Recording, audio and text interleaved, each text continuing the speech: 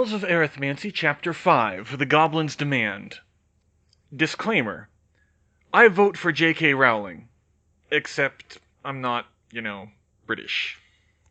22nd of September, 1998. Despite her ambitious pronouncement, Hermione didn't regard it as her personal duty to foster inter-house relations. Not really.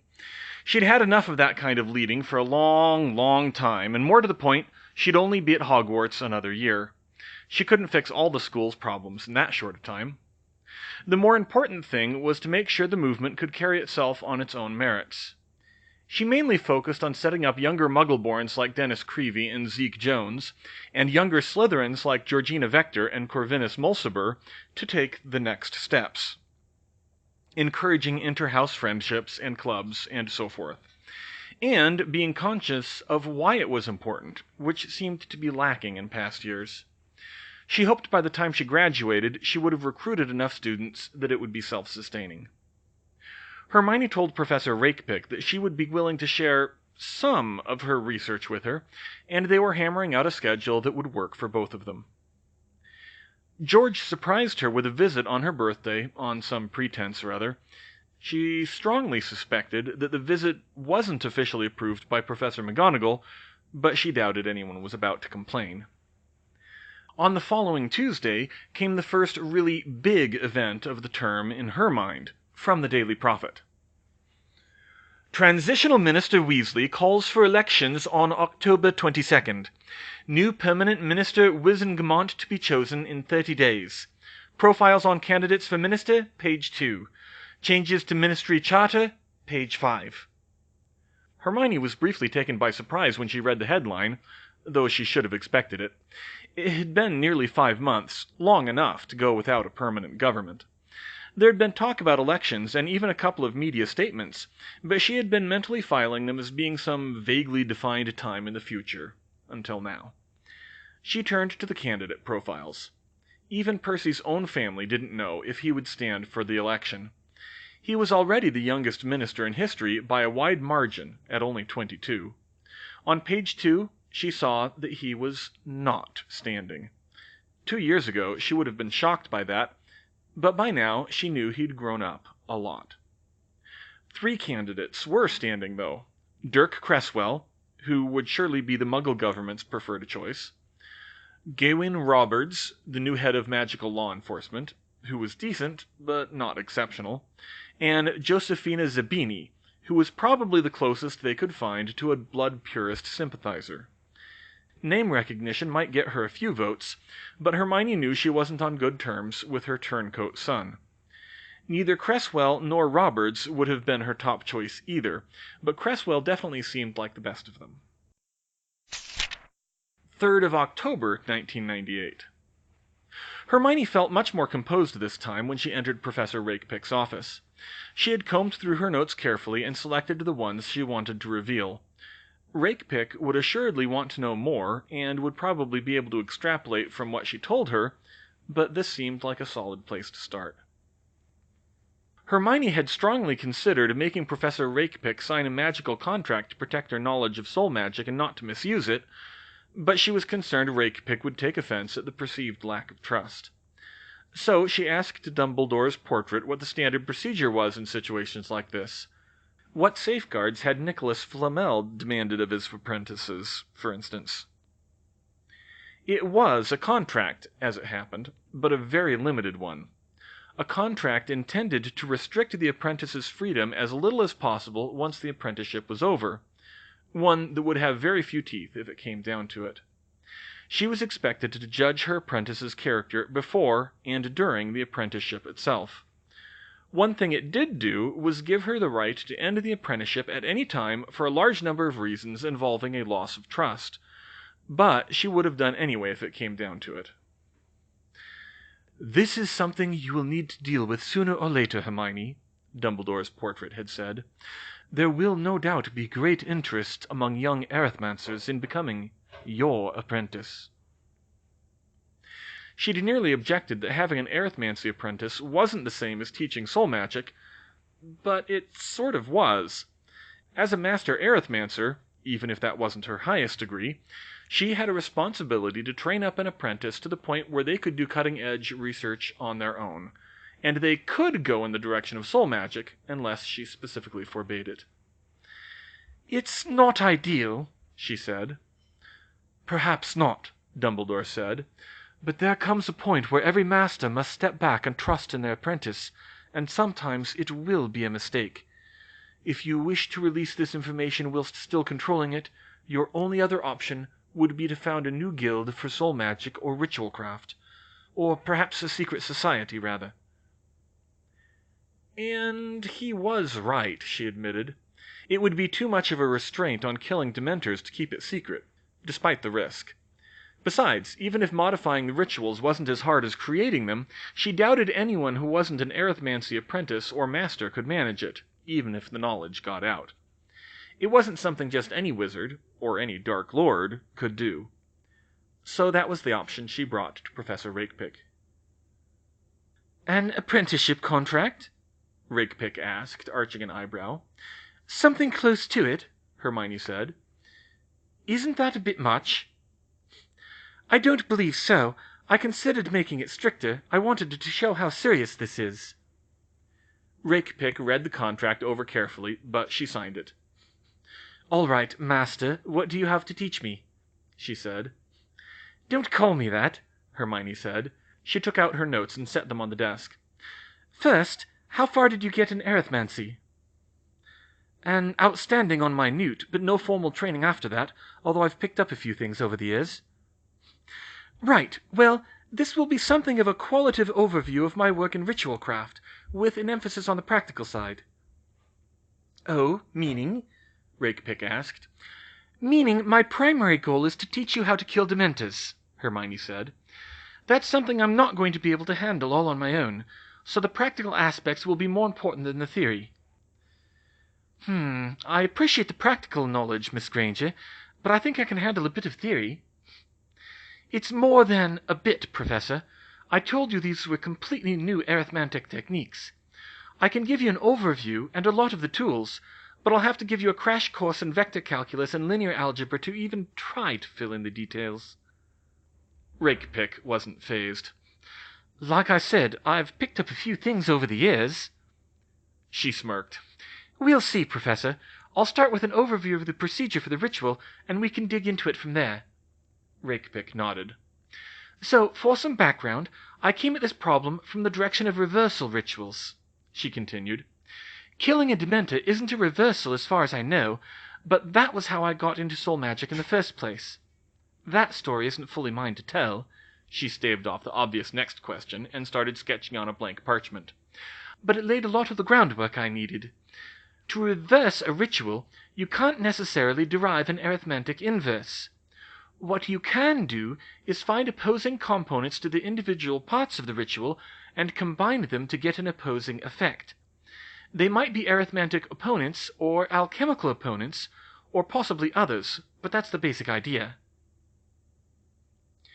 "So, to kill a Dementor, you have to find opposing ritual components to the Dementor's magic?" Rakepick suggested. "Exactly. The Patronus charm, then," she said. "Not entirely. The Patronus repels Dementors, but it doesn't hurt them, or I should say it doesn't damage them." "Ah, yes, that's true," Rakepick said. "I should have seen that. Dementors feed on positive emotions, and yet that's exactly what the Patronus uses to repel them. It's not an opposing element. In fact, it's not even obvious how it repels them rather than just redirecting their attention." "Complementary elements can still do damage," Hermione said. "You're 70% water, but you can still drown. But in the case of the Patronus, I think the emotional component is more for our benefit, and it's the raw power of light magic against dark magic that does it. Light repels darkness from its presence very strongly. But you're partly on the right track. The Patronus is crucial to the ritual, just for a different reason." She pulled out another sheet of parchment. "Look here. A pair of Patronuses are amplified by these runes to start the process. Trapping the Dementor between them holds it in place." "And the amplified light magic is strong enough to do actual damage," Rakepick finished for her. "To start to, yes. Here's where we need to add the actual opposing component to the Dementor's magic, which is... She prompted. Rakepick considered this. If it's not the Patronus, some kind of light, I think. Maybe purity, but that's an abstract concept. We know fire doesn't work, not even fiend fire. Although, if you found a light counterpart to fiend fire... No, Professor, but again you're on the right track. The old texts say Dementors are ultimately spirits of decay, not despair. Muggles have a saying, sunlight is the best disinfectant. Sunlight? She replied incredulously. Hermione smirked. Sunlight concentrated to a temperature that no mundane material can withstand and no forge can reach, bringing forces to bear that we simply haven't been able to before. Merlin, she breathed. I can see how that would hurt something that can't normally be hurt. That sounds rather dangerous. It is if you're not careful. She showed her the design of the rig she'd been using for the parabolic mirror. I built it so the beam can't intersect with where the casters are standing. Rakepick nodded as she inspected the diagram. Interesting, she muttered. Yes, very good. It's not even new magic. It wouldn't surprise me if other wizards had built something like it in the past. Hermione frowned. It's possible, but for what purpose? Unless it's Archimedes' death ray, it would be massive overkill for most magical purposes. Well, naturally, that's why no one's come up with this before.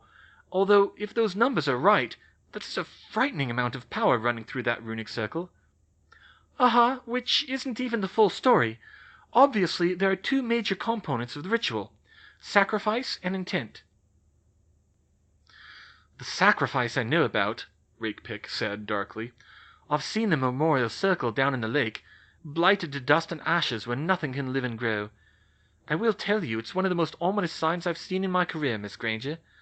I understand the necessity in principle, but that's not something you want to leave lying around if you can help it.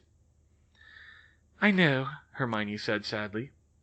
If, in 100 years, some muggle tried to build on one of those dead circles, they would find themselves under a heavy curse. Someday, when I have more time, I want to try figuring out if the scarring will heal over time, or if there's a way to bury or scatter it without spreading the corruption. Rakepick considered that. This was closer to her field of expertise. It's hard to say. It's not an ordinary curse, although Dementors can be starved with enough time and effort. Maybe a ritual equivalent of that? Maybe, but working out the sacrifice, this is where the maths really gets to shine, she continued. Because ritual magic operates on the principle of equivalent exchange, you can model it with conservation laws using Noether's theorem. That's a mathematical formula that lets you calculate the sacrifices and other ritual components to minimize side effects and ensure that the ritual balances out. It's based on the calculus of variations, which is a field of analysis, something master arithmanters are barely starting to explore. But it's calculus, Rakepick said. I know a fair amount of that. Hermione shook her head. Calculus of variations. The word calculus can mean different things in different contexts, just like algebra. This is analysis, and analysis is to calculus what alchemy is to transfiguration. That's why it was so difficult to systematize ritual magic.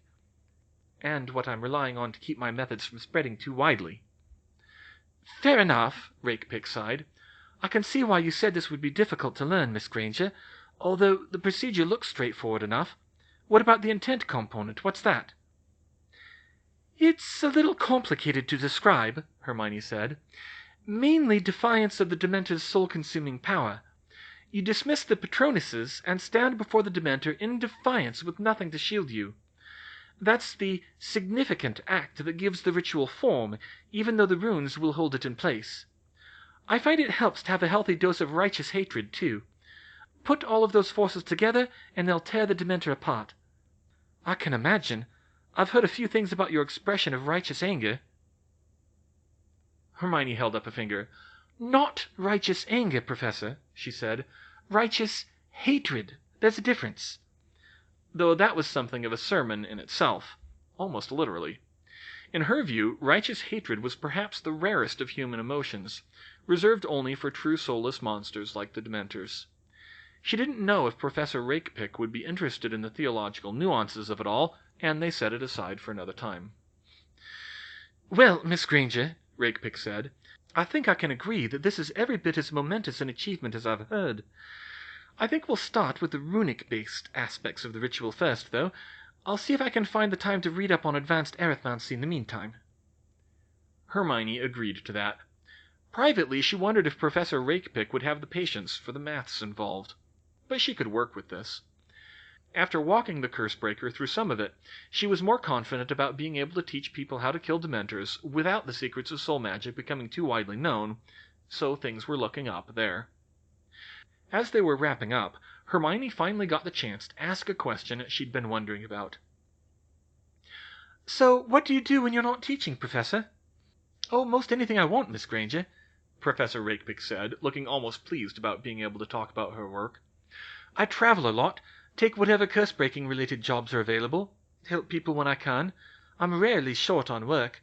If people have a problem with ancient curses or sealed vaults or the like, they know who to call." "Is that very different, being freelance? I'd imagine most people would think to call Gringotts first." "And pay the goblins rates?" She smirked. "Nah. The nice thing about being freelance is I don't have to worry about overhead, and I can adjust my rates when I need to. You see, Miss Granger, for me it's not always about the money. I'm interested in the rare and exotic, the problems no one else knows how to solve. Not whatever's most lucrative. I have been known to do charity work because learning strange new magic is its own reward. You can't do that as a Gringotts Cursebreaker." "I can understand that," Hermione said. "I'm not sure what the scale of the market is, though. I assume you can still make a good living from it?" "When you're as good as I am, you can," she said smugly. "And I'll admit Gringotts is a good place to get experience and make connections. Connections are very important in my line of work. Let me tell you about one of my first jobs as a Gringotts Cursebreaker. We arrived in a village in northern India. I still didn't know how they scrounged up enough money to hire Gringotts. It wouldn't surprise me if they're still paying in installments, but they were desperate. There was a Thuggee cult that had stolen a sacred Sanskrit runestone from the village, one of the oldest in India, and had kidnapped a bunch of their children and blighted their fields for good measure. The cult was in league with the visor for the local Maharaja, and—" "Wait a minute," Hermione stopped her. "That's the plot of Indiana Jones and the Temple of Doom." "Well, where do you think they got the idea?" she insisted, and Hermione just stared. "Of course, the real story involves a lot more detective work and a lot less running and fighting, though there was some of that. The hardest part of that job wasn't getting the runestone back, it was undoing the blight they'd caused." "Oh, it certainly sounds exciting," Hermione said uneasily. "Most definitely. But my point was, after that, I became known across all of northern India. People knew my name and would know to call me if they needed help with something else. Are you thinking about going into curse-breaking, Miss Granger?" "No, I was just curious. I think I've had enough excitement for a long time, Professor. Not to mention I've got my work cut out for me with the Dementors," she thought. "We'll see," Professor Rakepick said knowingly. 23rd of October, 1998. Cresswell elected minister. Defeats Roberts and Zabini. Ballots had been distributed to the of-age students for the election at Hogwarts, and Hermione had of course voted for Cresswell. Despite his relatively pacifistic stand on the Reconciliation Committee, she still regarded him as the most competent and trustworthy of the three candidates. As far as she knew, so did Harry, Ginny, and Dean. Luna she wasn't sure about. Cresswell had won with a comfortable plurality of the vote, while Madame Zabini had snagged just under 20%, with Roberts in between. It wasn't the most decisive win, but Hermione hoped it would be the start of a bright new era for magical Britain. 2nd of November, 1998. It was just over a week later when Hogwarts received a surprise as the new Minister Cresswell entered the castle during breakfast with an especially grumpy-looking goblin by his side. "Headmistress!" Cresswell called as the whole great hall turned to stare at the pair. "Minister Cresswell," McGonagall said, rising to greet them. "This is a surprise. How may I help you?" But it wasn't Cresswell who answered. Instead, the goblin growled out, "You can help us by returning my people's stolen property." McGonagall gasped softly, but Cresswell reluctantly took it in stride, though he muttered something to the goblin first. "What Ambassador Brodig means is that the sword of Godric Gryffindor is under claim by the Goblin nation through the family line of King Ragnarok I." He paused for emphasis. "They are demanding it be returned." A flurry of whispers and shouts of protest rippled through the great hall. Many of the older Gryffindors stood up to shout the goblin down, but Professor McGonagall fired off a few loud cracks from her wand and quieted them down. "That is enough," she told the students even more harshly than usual. "This is a matter of international relations, and I will not see Hogwarts disrespect a foreign dignitary so. Minister, Cresswell, I think this is a matter better discussed in private." "But, Professor," someone called out. "That will do, Mr. Towler," she cut him off. "I am perfectly capable of defending the honor of my own house." McGonagall came down from the high table and stormed out of the great hall after the two officials. But as she did, Hermione nodded to Harry, and he stood up. The two of them followed her into the entrance hall, where Ambassador Brodig made a beeline for the display case that held the Founder's artifacts. The goblin's hands were clenching and unclenching as if he were itching to smash the glass and pick up Gryffindor's ruby-encrusted sword. "I'm sure we can resolve this matter amicably," McGonagall started before she noticed their two guests. "Mr. Potter, Miss Granger, what are you doing here?" "Harry and I were instrumental in reuniting the Founder's artifacts and cleansing the ones that were—" Hermione eyed Brodig warily. "Corrupted. Plus, Harry was the last person to hold the sword, so—" Actually, I wasn't the last person to hold it," Harry cut in. Hermione thought back. "Oh, that's right," she said. "I saw Colin swinging it around at one point in the battle, didn't I?" Harry narrowed his eyes in concentration, apparently mentally consulting with Ginny. "I heard it was Neville. Yeah, Dean says it was Neville. Colin says he had it, but it disappeared, and Sally Ann had it after him." Hermione sighed and covered her face with one hand.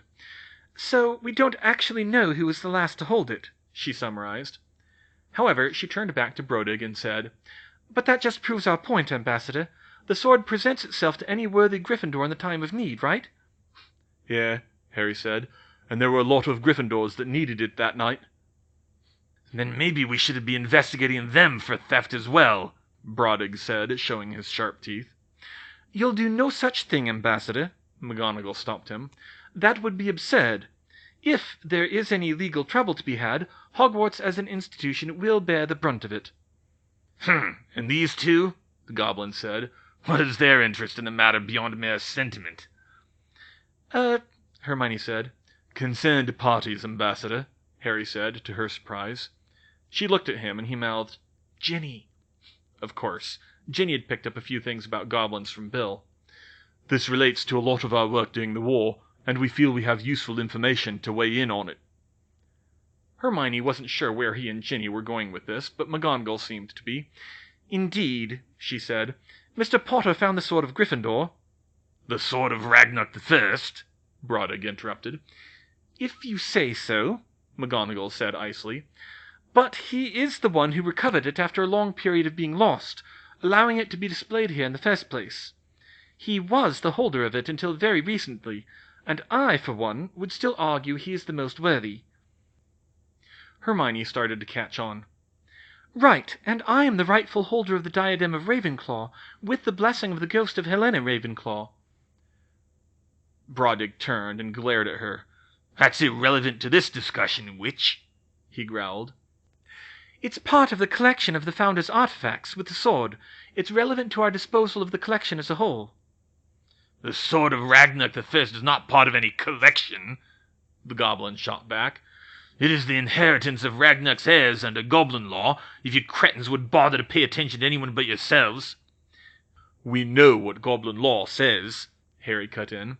"Property is to be held by the inheritance of the heirs of its maker, never sold to others. We're saying there are other interests involved." Finally, Cresswell took back control of the situation. "That is why we are here negotiating, Ambassador," he said. "We want to find an amicable resolution for what to do with a sword that everyone can tolerate." "There's hardly anything to negotiate, Minister," said Brodig. The sword belongs with the Goblin Nation." "It belongs in a museum," Hermione retorted before she could stop herself. She blushed when her brain caught up with her. "It is stolen property, and would be with us even now had it not been for the actions of their Godric Gryffindor," he responded. Gryffindor didn't steal it. Harry and Professor McGonagall stared at each other when they realized they'd spoken at the same time. "The sword has Godric Gryffindor's name on it," McGonagall said, calming down. "It was custom-made for him, and is enchanted to return to members of his house." "An enchantment added by wizards to cement the theft." "That's not the story I learnt, Ambassador," she said. "Nor I," Hermione agreed. "And I learnt it from the house elves, not just my housemates. The house elves tell their own stories about the founders, and they have long memories. Godric Gryffindor commissioned the sword from Ragnarok. He didn't steal it.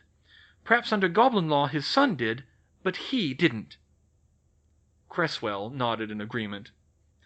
"And this is another reason I wanted to discuss the matter, Ambassador," he said. "The sword is over 1,000 years old, and has become an artifact of historical and cultural significance to both our peoples. It held meaning for us even before the war.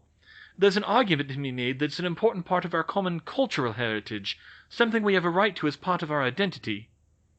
"Not as much as it is our identity," Brodig countered. "You can see Ragnarok's soul in the craftsmanship. His personal identity is part of this sword. You cannot debase that by hands that have held it since." "But how do you decide who Ragnarok's heirs are after 1,000 years?" Hermione asked. "If his bloodline still exists at all, it should have been mixed into the whole Goblin nation centuries ago, and I know that Goblin kingship isn't hereditary." "We still keep track," the Goblin rumbled. "Like the Malfoys keep track, you mean?" But she didn't say it. There was silence for a minute, before Professor McGonagall spoke again. "Look, Ambassador, our chief concern here is that this is the first time the artifacts of the four founders have been united in 1,000 years. It's both an important part of our heritage and an important symbol of how we are trying to resolve the divisions between the houses here at Hogwarts. To remove the sword would be disruptive to the school and would breed resentment at a delicate time." Brodig glared even more fiercely at McGonagall then. "You say that, witch, and yet you allow this child," he motioned at Hermione, "to remove one of your artifacts from your vaunted collection whenever she wishes?" At that, Hermione was indignant. "I reached an agreement with Hogwarts, and with Professor Flitwick in particular," she snapped. "The diadem is a special case because it's the only one of the Founder's artifacts that's currently in use, and with good reason. I still need it for killing Dementors, if nothing else. It's on indefinite loan to me because I'm the only person in Britain who knows how to use it right now, on the condition that I keep it in the display case when I'm not using it. I also made a replica for display purposes." She stopped short. "Now, there's a thought. I could probably—" "Hermione," Harry said worriedly. "Miss Granger," Cresswell warned at the same time, and she stopped again. She could see how she was getting close to saying something that would offend Ambassador Brodig. Of course, the Goblin caught on to her meaning, but he wasn't as angry at her as he had been at McGonagall. He turned and regarded her appraisingly. "So, you think you could replicate this priceless cultural artifact, witch?" he said. "Hermione," Harry whispered again. "I'm not saying I could get it exactly right, Ambassador," she said, "and I certainly couldn't do the enchantments, but I believe I could make a replica that looks good enough to display, including the rubies. I've been doing similar things for a while based on my alchemy work."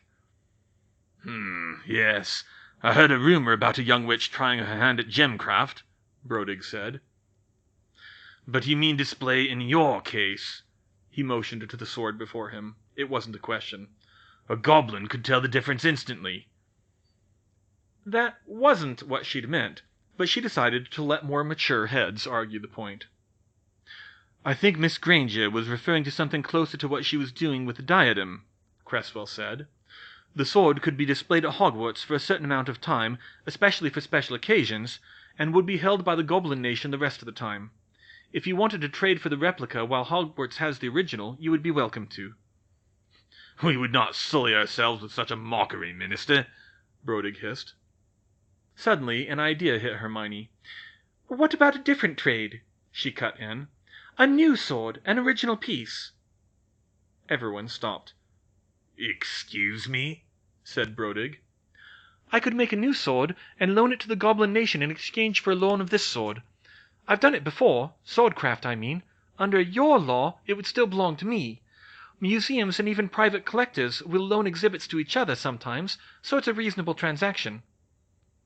She'd learned that researching famous jewelry pieces for her business. You would part with your sword, Granger? Brodig said. Again, not what I meant, she thought, and he probably knew it. But she answered, I'm willing to, if that's what's necessary, Ambassador, she answered. But my sword is not the best one I could do. It's bespoke for me, shaped for my hand and my fighting style, such as it is, and designed to be functional rather than attractive. Goblins have different shaped hands, and it wouldn't have the significance to you that Gryffindor's sword does for us. I thought that I could make a new sword, bespoke for Ragnar's heir, I guess, or the current Goblin King, or maybe even you yourself, Ambassador, complete with jewels, minor enchantments, and the best metalworking I can devise. Miss Granger, do you really think you could do that? Professor McGonagall said. Of course, ma'am. I've actually been wanting to do a project where I can pull out all the stops, put in everything I can really do. She motioned to the huge gems on the sword's hilt. I couldn't sell rubies that big in the Muggle world. People would flip out and ask questions I can't answer. This would be a good opportunity to try it, if the Goblin Nation agrees, of course. Oh, really? And do you really think you can create a sword worthy of a Goblin Master Craftsman, Granger? Brodig asked. Hermione smiled, deliberately showing teeth. Why don't you wait and see what I come up with, and then we can discuss it? Brodig stared at her for a minute, but slowly his mouth twisted into a feral smirk. Clever girl, he said in a way that sent shivers down her spine. You've had fairer dealings with the Goblin Nation than most witches, Granger. I think I can take time to inform King Ragnarok of your proposal. It should be amusing, if nothing else. Ragnarok the Seventh, and a different name, Cresswell muttered to her for clarity. Thank you, Ambassador, she said. Very well, the Goblin continued. Minister, Headmistress, I am authorized to grant you a reprieve until King Ragnarok sends his answer. Be grateful the nation is feeling generous. We will remember that, Ambassador, McGonagall said with finality.